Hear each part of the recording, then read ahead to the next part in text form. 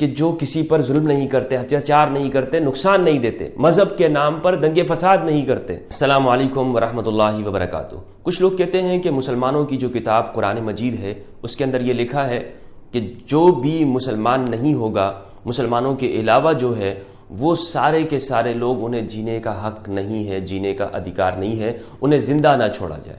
میں آپ کو چیلنج کے ساتھ کہتا ہوں کہ پورے قرآن مجید کے اندر ایک لفظ بھی ایسا نہیں ہے کہ جو مسلمان نہ ہو اسے ختم کر دو۔ جو مسلمان نہیں ہے، غیر مسلم ہے، ہندو ہے، کرسچن ہے، جوز ہے، یا کوئی بھی اس کا دھرم ہے، اسے تم اپنے راستے سے ہٹا دو، اسے جینے نہ دو، اسے تنگ کرو، اسے ختم کر دو، اس کے مال کو نقصان دو، اس کی جان کا نقصان دو، اس کی ہتیا کرو۔ ایک بھی لفظ ایسا موجود نہیں ہے۔ اور بلکہ یہ کہا گیا کہ جو بھی کسی ایک انسان کو بے گناہ ختم کرے گا اس نے گویا پوری انسانیت اور پورے مانوتا کو ختم کیا، اور جس نے کسی ایک بھی انسان کو زندہ کیا اس نے ساری انسانیت کو زندگی دے دی۔ قرآن میں یہ موجود ہے، آپ پورا قرآن پڑھ لیجئے، کہیں پر نہیں لکھا ہوا ہے کہ جو تمہارے سوا ہو سب کو ختم کرو۔ پھر یہ بات بار بار کیوں کی جا رہی ہے؟ یہ بات بار بار کیوں سوشل میڈیا اور یوٹیوب کے اوپر آج کے اس ڈیجیٹل دور کے اندر اسلام کے اوپر یہ اعتراض کیا جا رہا ہے؟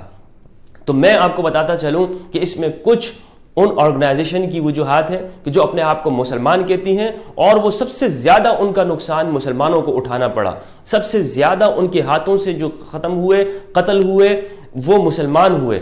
اور انہوں نے تو بعد میں، لیکن قرآن سے انہوں نے مس انٹرپریٹیشن کی ہے، قرآن کے اندر کچھ ایسا موجود نہیں، قرآن کے نام پر انہوں نے ایسا کیا ہے۔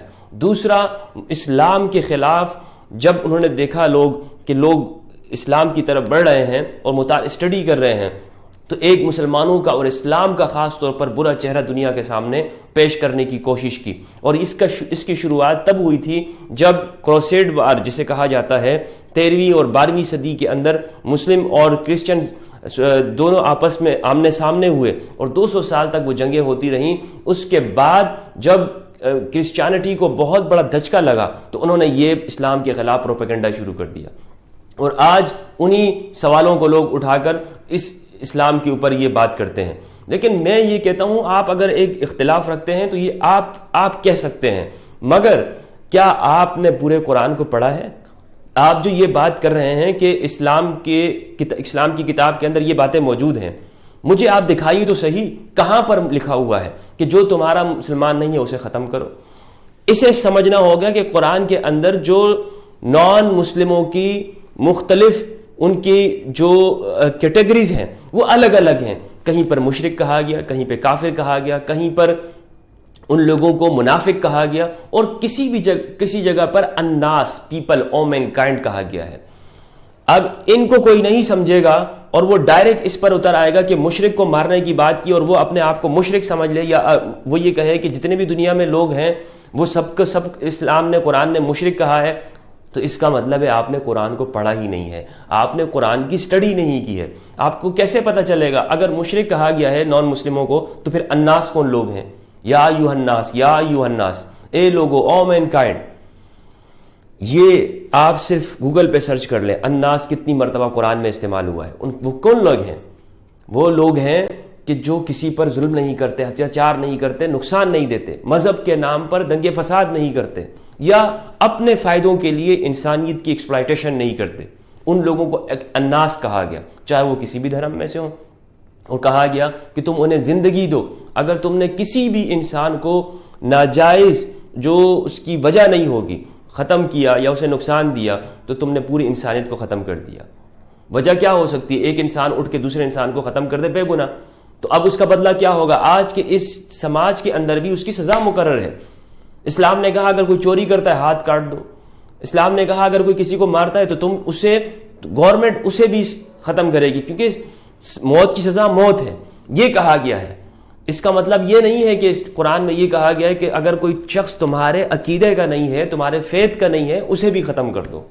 میرے بھائیوں، جب بھی کسی پر ہم سوال کرتے ہیں تو ہمیں چاہیے کہ سب سے پہلے ہم نے ان سوالوں کی جہاں سے اٹھ رہے ہیں پوری کی پوری سٹڈی کی ہونی چاہیے۔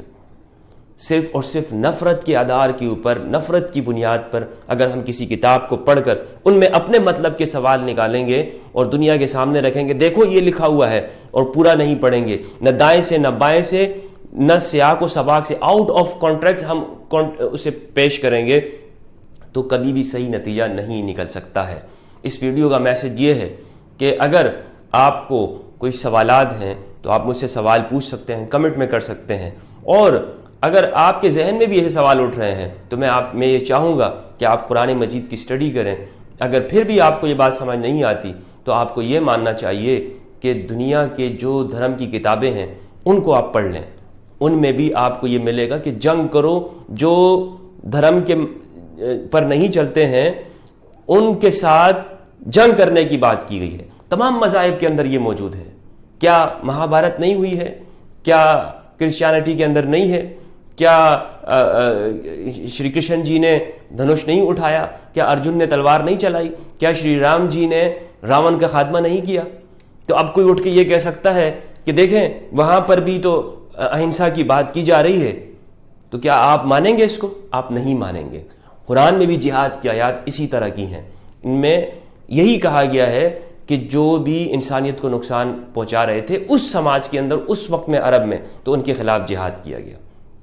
یہی میرا میسج ہے کہ اسلام کے اندر قرآن میں جو نان مسلم کا سٹیٹس ہے وہ کیا ہے، پیپل ان کو کہا گیا ہے، لوگ کہا گیا ہے، اور کچھ نہیں، بلکہ یہ تک کہا گیا ہے کہ جو جس عقیدے کو وہ مانتے ہیں اس عقیدے کو بھی تم برا بھلا مت کہو، اگر کہو گے تو کہیں کہ تمہارے وہ اسلام کو برا نہ کہہ دیں۔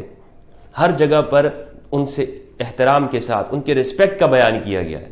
لہٰذا میں سمجھتا ہوں کہ ادھورا گیان وہ انسان کو جاہل بنا دیتا ہے۔ گوتم بدھا نے کہا تھا کہ آدھا علم جب انسان کے پاس ہوتا ہے تو انسان اپنے آپ کو بہت بڑا عالم سمجھتا ہے، گیانی سمجھتا ہے، لیکن جب اس کے پاس پورا گیان آ جاتا ہے تو وہ اپنے آپ کو بیوقوف سمجھنے لگ جاتا ہے، یعنی یہ سمجھتا ہے کہ ابھی مجھے اور حاصل کرنا چاہیے اور سمجھنا چاہیے، جس کے پاس پورا نالج ہوتی ہے۔ تو میں چاہوں گا کہ آپ اسٹڈی کریں، ریسرچ کریں، اس کے بعد پھر آپ کوئی رائے قائم کر سکتے ہیں۔ بہت شکریہ۔